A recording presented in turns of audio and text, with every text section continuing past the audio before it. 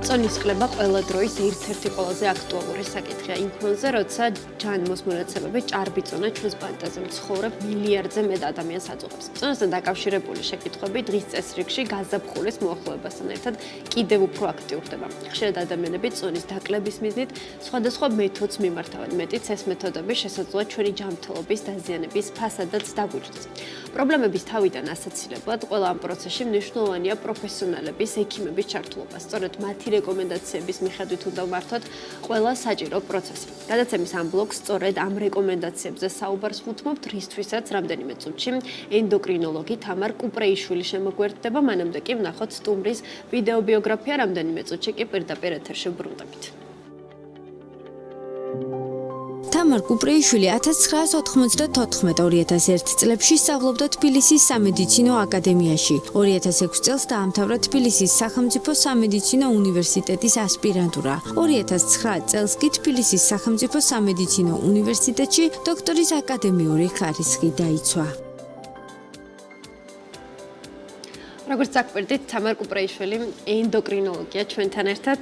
მოგესალმებით, ქალბატონ თამარ, მადლობა თქვენი დროისთვის და გადაცემაში სტუმრობისთვის.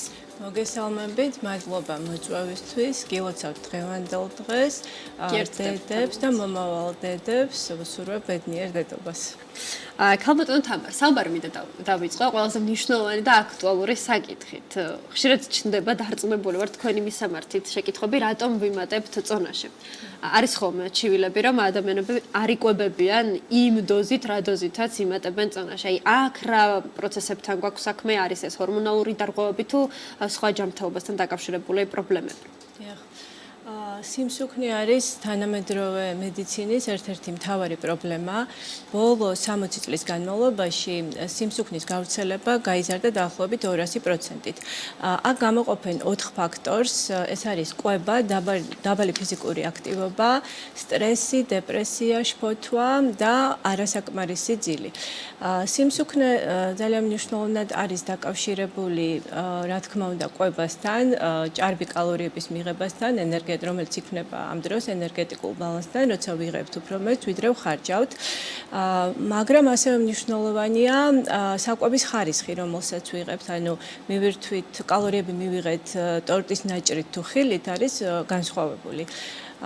ასევე ძალიან მნიშვნელოვანია გენეტიკური ფაქტორები, არსებობს გენები, რომელიც განსაზღვრავს ადამიანის წინასწარ განწყობას სიმსუქნისადმი და აი ხშირად რომ გვსმენია ადამიანი ამბობს რომ მე შევჭამ ერთი ნაჭერი ტორტი და ჩემმა მეგობარმა და მე გავსუქთი და ის არა რეალურად შეიძლება სიმართლეს შეესაბამებოდეს ნამდვილად.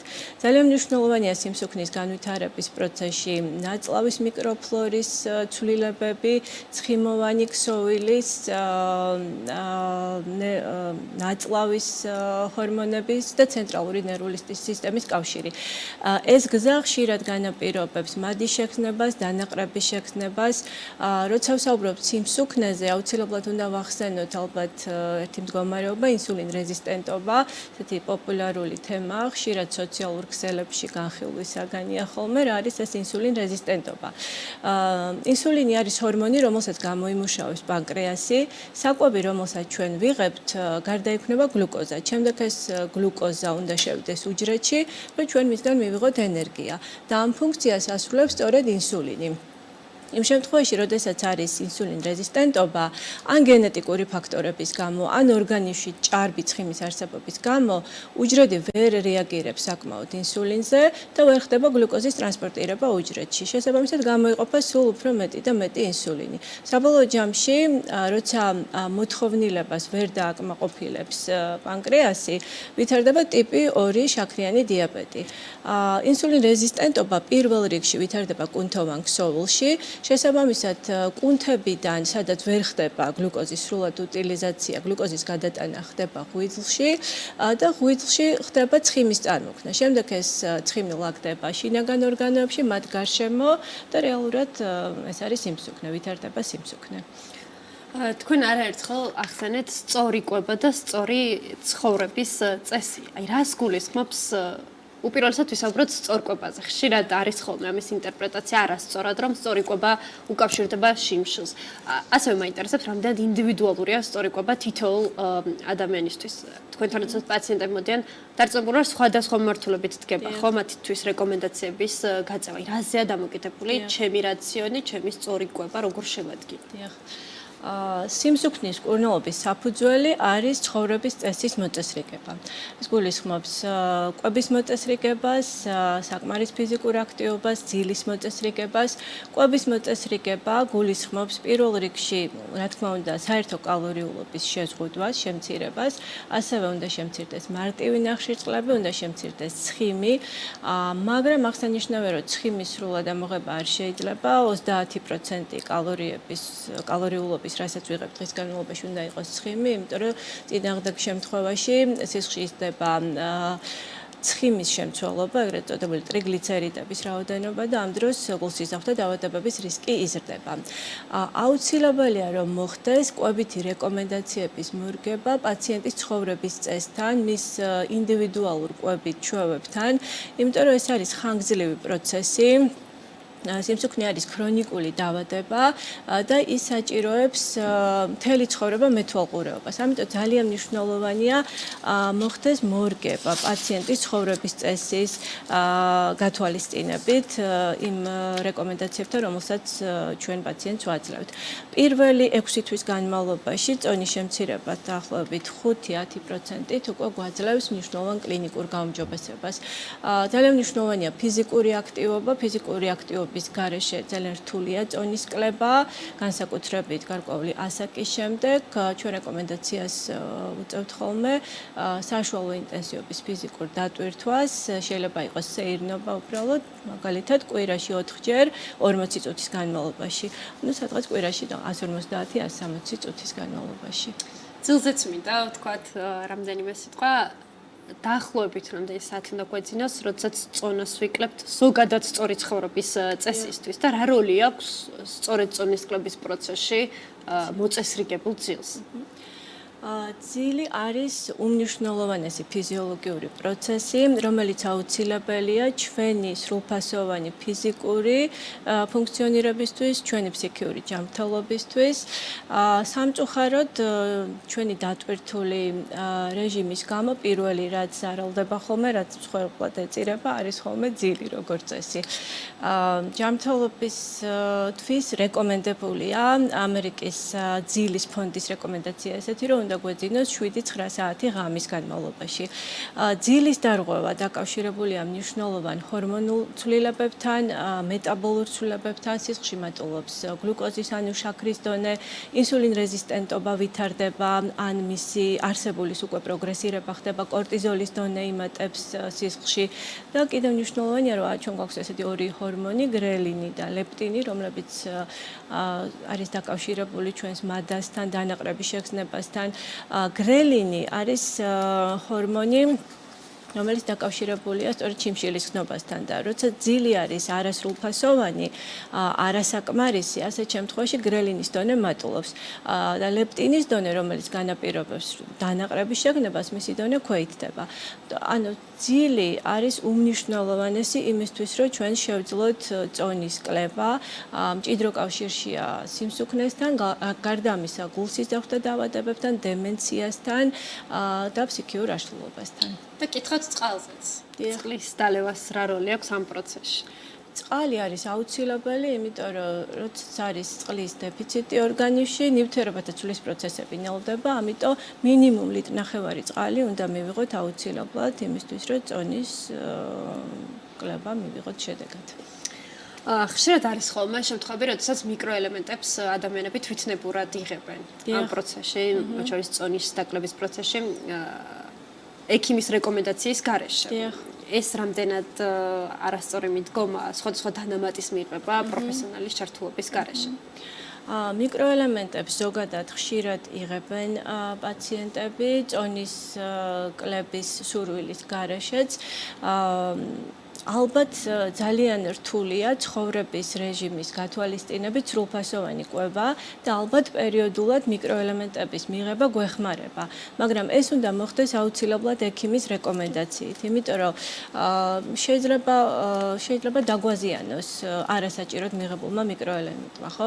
აი მაგალითად ძალიან ხშირად შემხვედრია, რომ ადამიანები იღებენ კალციუმს, ხო? კალციუმი ძალიან საჭირო მიკროელემენტია, განსაკუთრებით გარკვეული ასაკის ქალბატონებში, განსაკუთრებით, მაგრამ მისმა მიღებამ ჭარბმა კალციუმმა შეიძლება გამოიწვიოს თირკმელკანჭოვანი დაავადების განვითარება, შეიძლება მოხდეს კალციუმის დაგროვება არტერიების კედლებში, ანუ აუცილებელია, რომ განსაზღვრული იყოს სისხლში კალციუმის დონე. ასევე მაგალითად ომეგას ხშირად იღებენ ადამიანები, ხო? ერთი შეხედვით ითვლება, რომ ომეგა არის აბსოლუტურად უსაფრთხო და შეგვიძლია ყველას მივიღოთ. ომეგას გვერდითი მოვლენა შეიძლება იყოს მაგალითად წინაგულების ფიბრილაცია, შეიძლება იყოს სისხლდენები.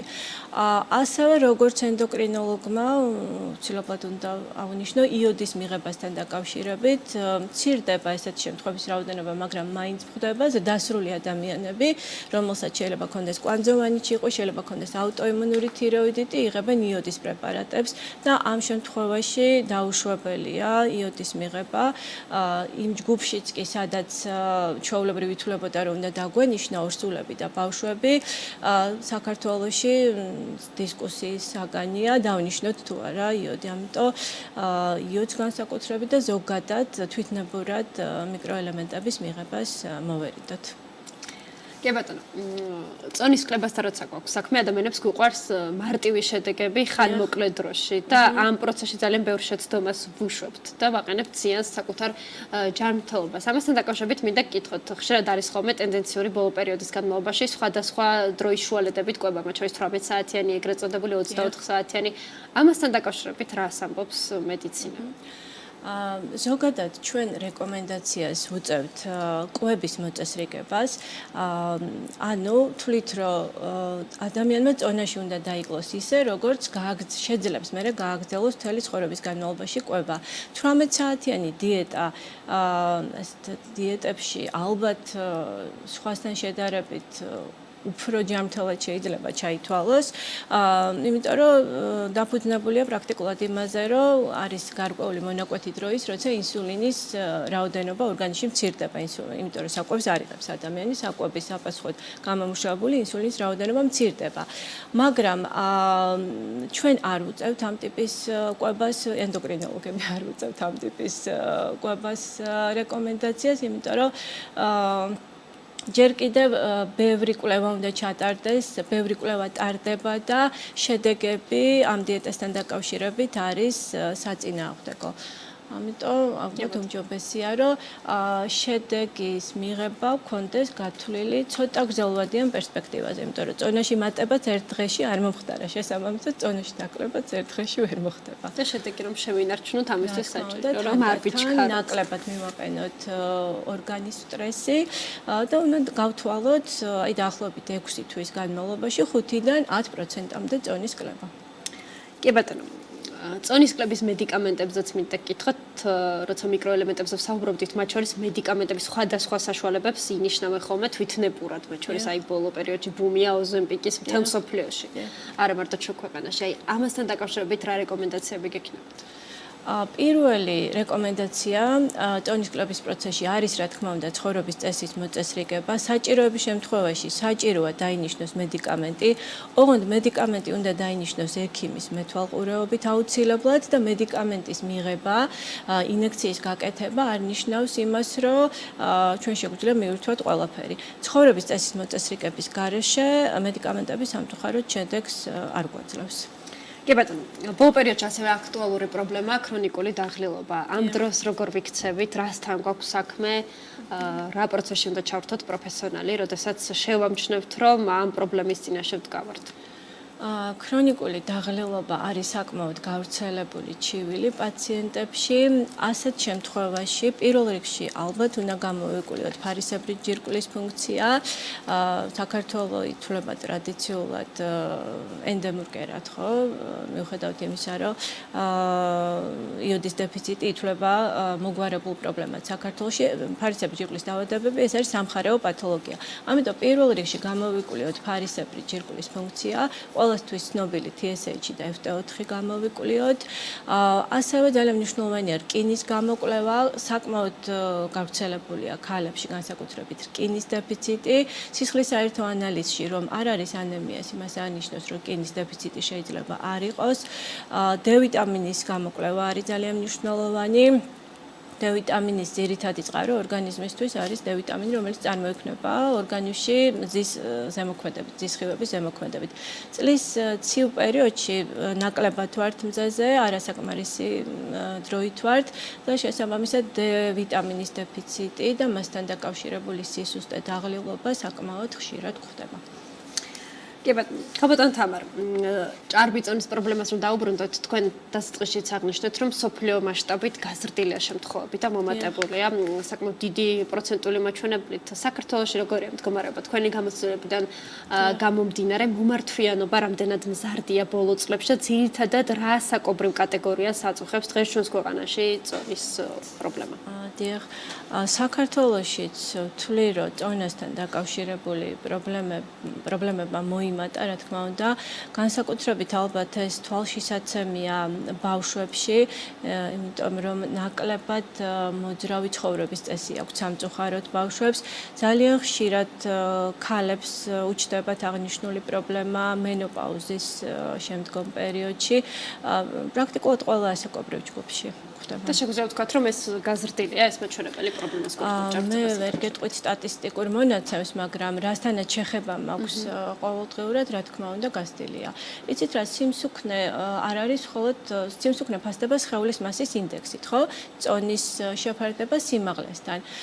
ადამიანს შეიძლება ჰქონდეს სხეულის მასის ინდექსი ნორმალური, ანუ შეიძლება ვიზუალურად ადამიანი გამოიყურებოდეს აბსოლუტურად ნორმალურ წონის მქონედ, მაგრამ არსებობს კიდევ ერთი მნიშვნელოვანი ფაქტორი, ეს არის წელის გარშემოწერილობა.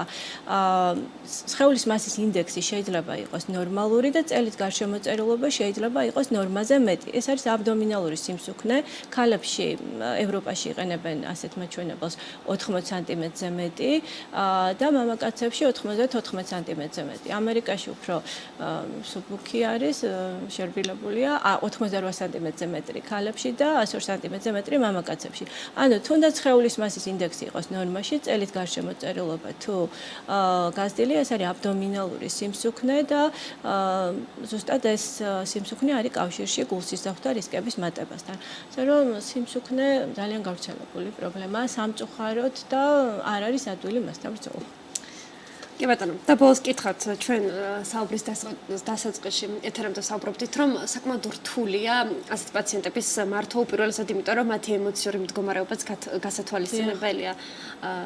ამ დროს რა როლი აქვს პაციენტის ემოციურ მდგრადობას ამ პროცესში, როდესაც ექიმთან ერთად, პროფესიონალთან ერთად გადის წონის კლების გზას. ამ დროს რა უნდა გაითვალისწინოს პაციენტმა, მათ შორის სხვადასხვა ჩვევები ჩნდება, ხშირი აწონვა, რაც მერე უფრო მეტად ამძიმებს ემოციურ მდგომარეობას. აწონვასთან დაკავშირებით მე მაგალითად ჩემ პაციენტებს ვეუბნები, რომ შემდეგ ვიზიტამდე აიწონებიან, იმიტომ რომ ადამიანი რო ცდილობს ძალიან რთულია, შეიძლება შედეგი უცებ ვერ მივიღოთ. ანუ ჩვენი ორგანიზმი არის მიდრეკილი, ასე ვართ, ჩვენი გენეტიკა ასე არის ჩამოყალიბებული, რომ მიდრეკილი ვართ, რომ შევინარჩუნოთ ცხიმი, რომელიც გვაქვს. ამიტომ შეიძლება ადამიანმა დაიწყოს წონაში კლება დასაწყისში სწრაფად. იმიტომ რომ ძირითადად დასაწყისში ვკარგავთ წყალს. შემდეგ იწვება გლიკოგენი და ბოლოს იწყება ცხიმის წვა. აი ცხიმის წვა რო იწყება, ეს არის ყველაზე რთული პროცესი და ხშირად ხდება, რომ ამ დროს წონის გაყინვა ხდება, როგორც პაციენტები ამბობენ და ამ დროს ძალიან მნიშვნელოვანია, რომ ადამიანმა არ დაყაროს ფარხმალი, გააგრძელოს ექიმის რეკომენდაციების შესრულება და აუცილებლად დროთა განმავლობაში შედეგს მიაღწევს. კი ბატონო. მადლობა ძალიან დიდი ქალბატონ თამარ საინტერესო რჩევებისთვის და რეკომენდაციებისთვის, გადაცემაში სტუმრობისთვის და წარმატებები თქვენ და ყველა პაციენტს. თქვენ დიდი მადლობა.